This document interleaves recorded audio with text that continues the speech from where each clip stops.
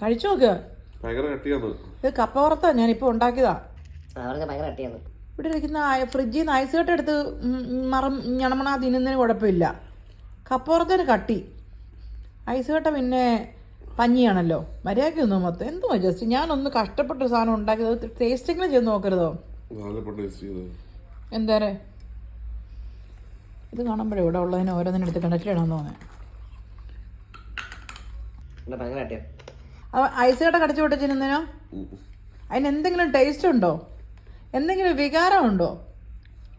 തിന്നുന്ന ആൾക്ക് വികാരം ഉണ്ടോ എന്നല്ല, ഐസ് കട്ട വികാരം. ഞാൻ ശർക്കര കൂടി ഇടിച്ചിട്ടുണ്ട് കേട്ടോ. ശർക്കരയല്ല ശർക്കര. കഴിക്കൂ സ്റ്റീ. സോറി, കപ്പുറത്ത് തിന്നുമ്പോൾ സൈലൻസർ വെച്ച് പിടിപ്പിച്ച് തന്നെ എനിക്കറിയത്തില്ല.